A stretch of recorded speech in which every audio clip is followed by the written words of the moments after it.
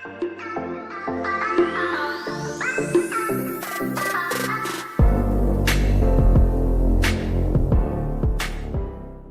परीक्षाओं को जो मूल विषय हैं उनमें हम परीक्षा लेंगे।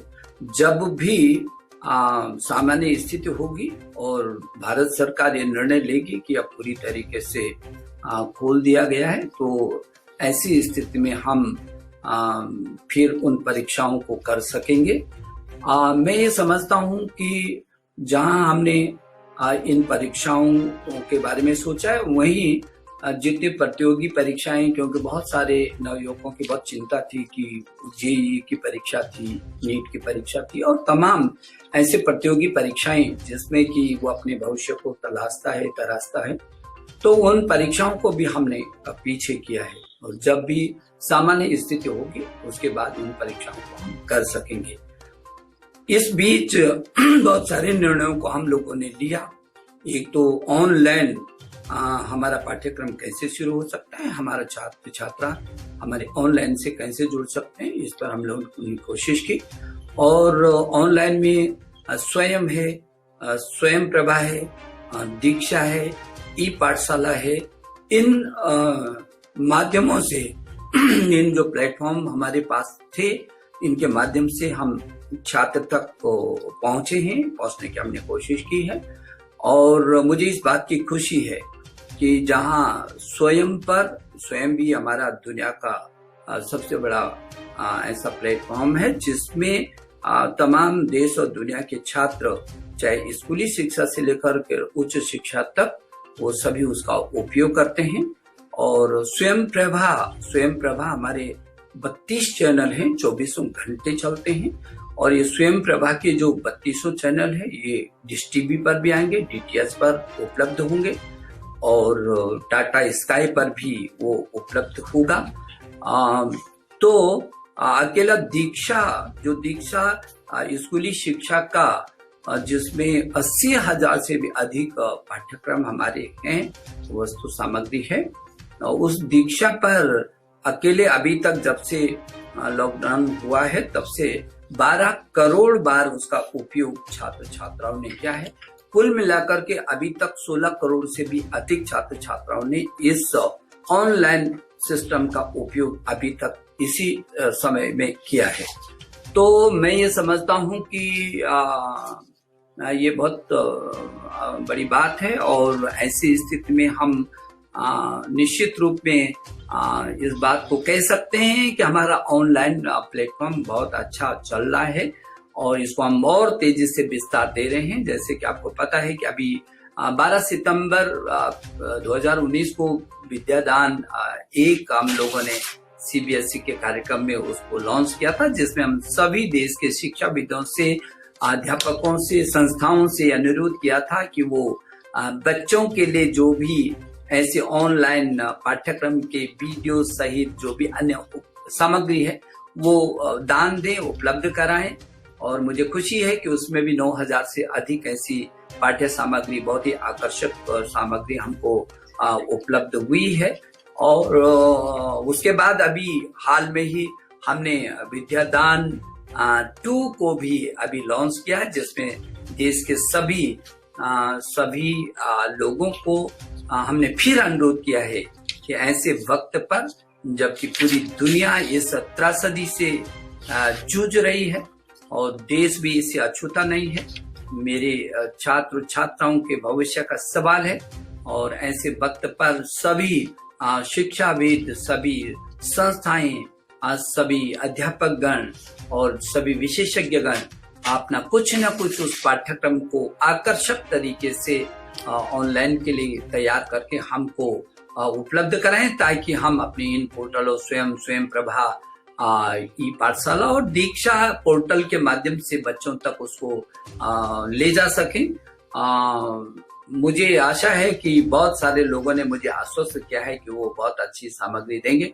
अभी हमने अपना जो एकेडमिक कैलेंडर है उसको भी जारी किया है और उसमें उस कैलेंडर को एनसीईआरटी के द्वारा जारी किया गया है कि किस तरीके से, किस समय पर क्या क्या हम लोग कर सकते हैं।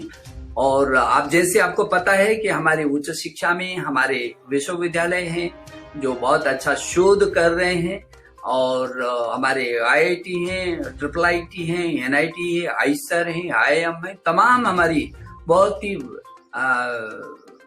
महत्वपूर्ण संस्थाएं शोध और अनुसंधान में जुटी हैं। इसलिए हमने अभी कुछ दिन पहले एक युक्ति पोर्टल लॉन्च किया है। ऐसा युक्ति वो पोर्टल होगा जिसमें सभी संस्थाओं के द्वारा जो इस बीच शोध और अनुसंधान हो रहा है वो सब एक जगह संग्रहित हो, एक जगह है। मुझे कहते हुए बहुत खुशी है कि हमारे तमाम संस्थानों ने बहुत अच्छे शोध और अनुसंधान किए हैं जिसका लाभ अपने देश को मिलेगा। जो चीज हमारे देश के अंदर अभी तक पैदा नहीं होती थी, उत्पादित नहीं होती थी, उसका सृजन नहीं हो पाया था, वो चीजें भी अब उत्पादित होंगी। और जैसे हमारे देश के यशस्वी प्रधानमंत्री जी ने कहा कि नहीं, make in India, digital India, skill India, start और स्टैंड अप, हमारे देश में ही हम अपने कौशल का विकास करके और यहीं पर अपनी चीजों को उत्पादित करेंगे और नए भारत का निर्माण करेंगे। उस दिशा में निश्चित रूप में हमारे जो छात्र और प्रतिभाशाली छात्र छात्राएं हैं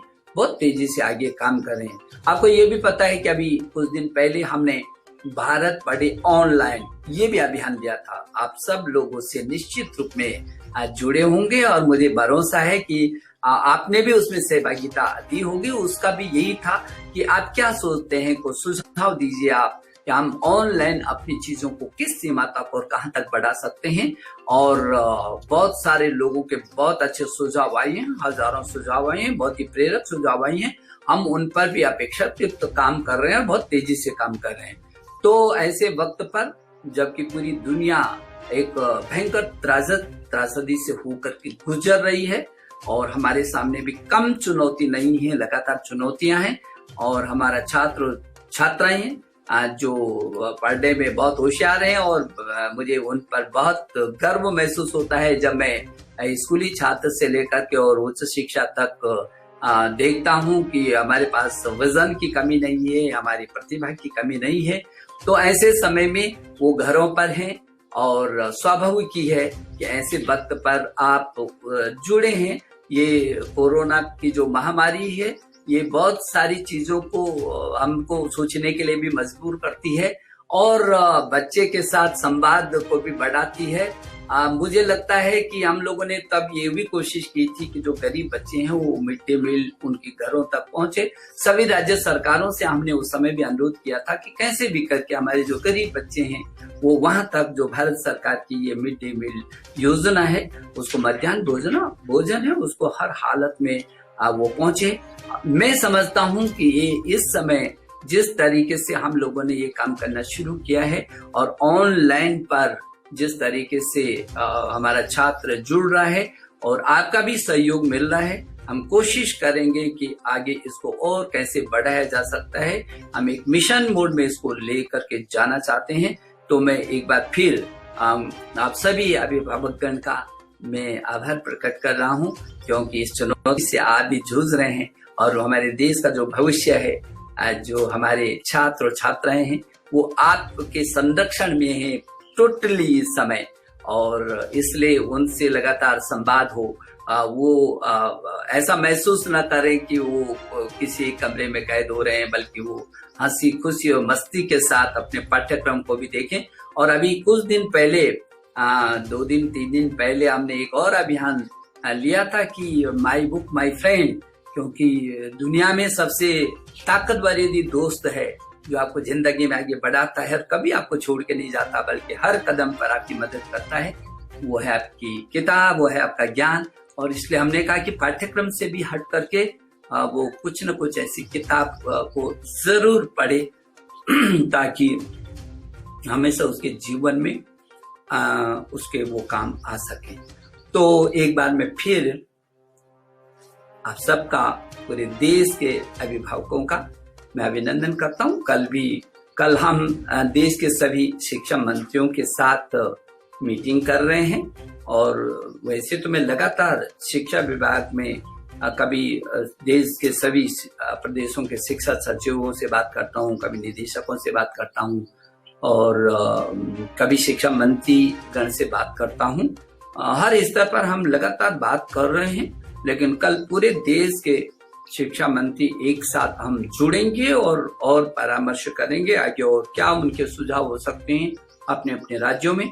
जैसे कि आपको पता है कि शिक्षा राज्यों का विषय होता है, समवर्ती सूची में है शिक्षा, और लेकिन राज्य और केंद्र सरकार मिल करके हम अपने बच्चे को कैसे करके बेहतर से बेहतर उसको बढ़ा सकते हैं, सुविधाएं दे सकते हैं, उसको पाठ्यक्रम ऐसे वक्त पर उस तक पहुंच सकते हैं जब उसको जरूरत है।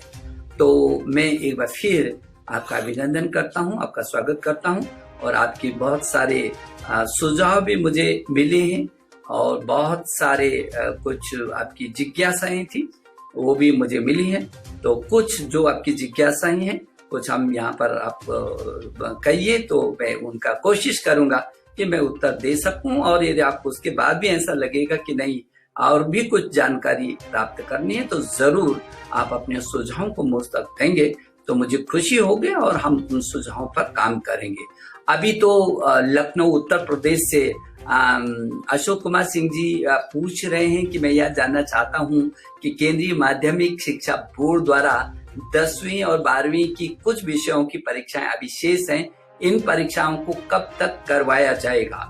अशोक जी, मैं कहना चाहता हूं, जैसे मैंने पहले भी कहा कि अभी 10वीं की और 12वीं की बहुत सारी परीक्षाएं अभी रही हुई हैं, और वो जो कुल 83 विषयों का है, जिसमें से अधिकांश वैकल्पिक विषय हैं, लेकिन जो मूल विषय हैं वो 29 विषय हैं, और ऐसे उन 29 जो विषय हैं, 29 विषय, उनकी परीक्षा हम करेंगे जैसे ही स्थिति सामान्य होगी, लॉकडाउन खुलेगा वैसे ही हम निश्चित रूप में इन परीक्षाओं को करेंगे। मैं छात्रों से आपके माध्यम से कहना चाहता हूं और अभिभावकों से अनुरोध करना चाहता हूं आप सबसे कि बच्चे को मस्ती के साथ वो और अच्छा अध्ययन करता रहे, और पूरा 24 घंटे आप उसको पढ़ाई के लिए बहुत दबाव मत दीजिए, थोड़ा सा उसको मुक्त भी रखिए, और लेकिन वो इस बात के लिए तैयार रहे कि हाँ, जैसे ही सामान्य स्थिति होगी उसको उन 29 मुख्य विषयों की परीक्षा देनी पड़ेगी, और जो शेष विषय वैकल्पिक विषय हैं उन वैकल्पिक विषयों को उसके पीछे के जो उसके नंबर्स होंगे उन नंबरों के आधार पर आंतरिक मूल्यांकन करेंगे। सीबीएसई का जो उसकी वेबसाइट है उस पर भी बहुत सारे हमने सूचनाएं दी हैं, पाठ्यक्रम डाले हैं, और आपको मालूम है कि जो परीक्षाओं तो हो गई थी लेकिन उसकी कॉपियां चेक नहीं हो पाई। हम कोशिश कर रहे हैं कि इसी बीच वो कॉपियों का निरीक्षण भी शुरू हो जाए। तो ये बच्चों को से मैं कहना चाहता हूं कि उस बारे में अपनी तैयारी रखें।